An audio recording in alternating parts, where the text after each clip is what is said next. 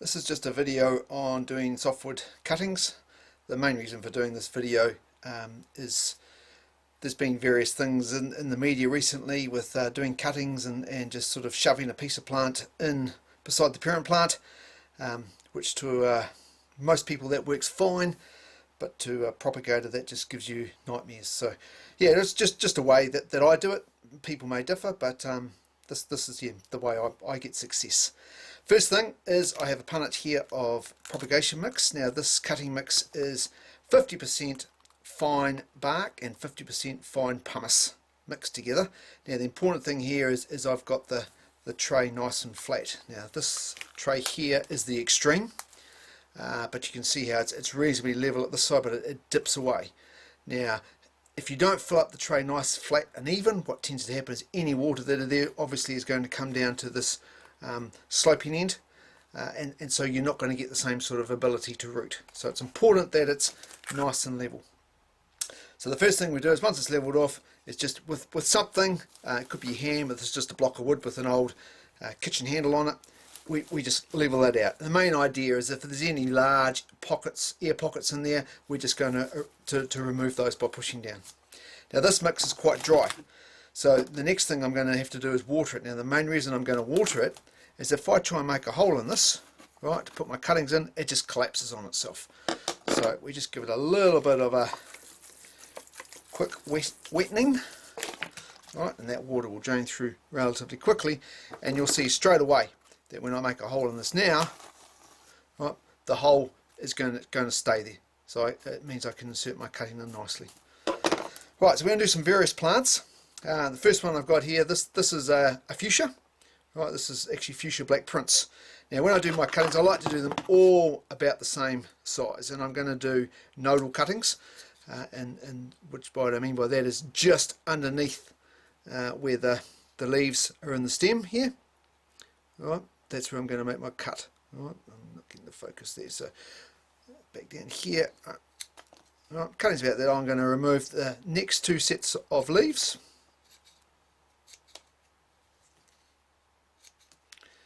So I end up with a cutting that looks like that. Now these next two leaves are still quite large, so I'm going to cut those in half. Now the reason I do that is these cuttings are going to still lose water. They're going to transpire, so by removing a lot of the leaves, it means that they're going to lose less water. So then with and this is just a modified screwdriver, right, we make our hole, we can insert the cutting in to that hole and just firm the mix around it. So we've got 3 pieces of this fuchsia, so I'll just do these relatively quickly.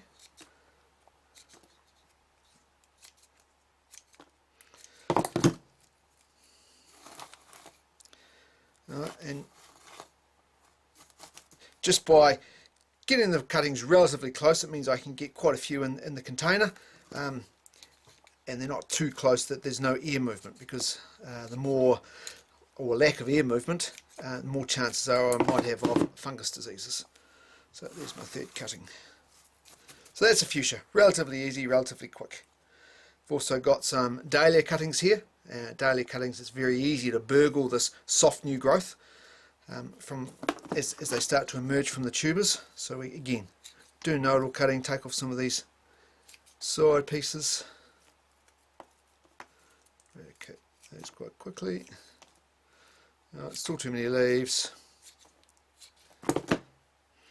and you don't want to take all the pieces off your dahlias as they're emerging, but you can just take a few little bits, particularly if you've obviously got more than 1 or 2 shoots, and it's a dahlia that you want to grow on.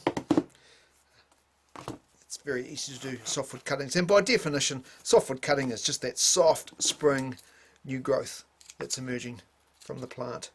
Some plants like the fuchsia, basically the whole summer is going to be the season for taking a softwood cutting. For our dahlias, it's really only now as those soft new shoots arrive, so it's going to vary. This plant is a Lonicera, and it's a hedge plant, and this one we don't need to be too fussy, we can just very lightly rub those leaves off, and again Just insert that in the mix. Now you can see that if I just tried to push that cutting in there, right, and this is part of the reason for this is, as I said earlier, seeing it in different forms of people just taking pieces off plant and pushing it into the ground. If I just try and push that straight in, in this case this is still very soft, it's just going to snap.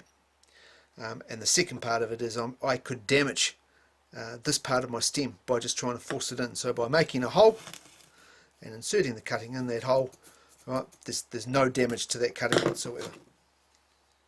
And you can see the whole process, once you get into a rhythm, it's all relatively quick. And I am spreading these out. I could get a lot more cuttings in this punnet.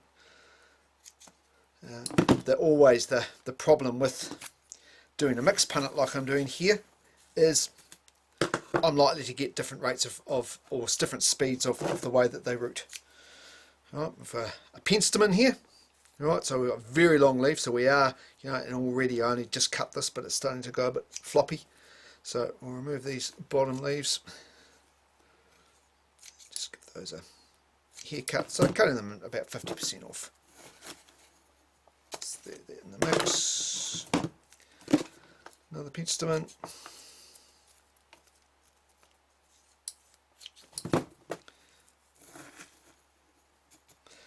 And the last one we'll do is a lavender.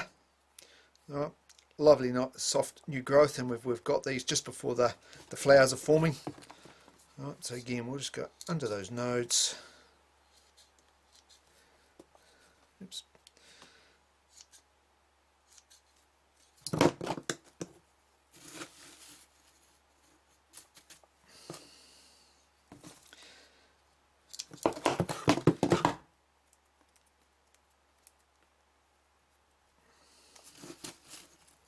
In the mix.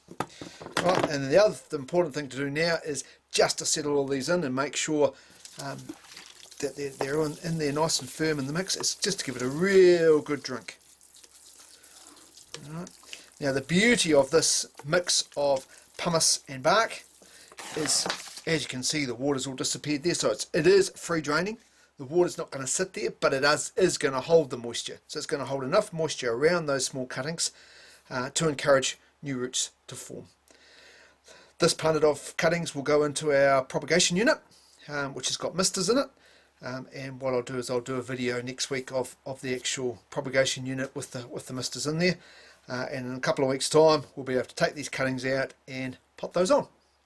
So that's just a short wee way that we like to see cuttings done, rather than just a piece broken off and shoved into the ground.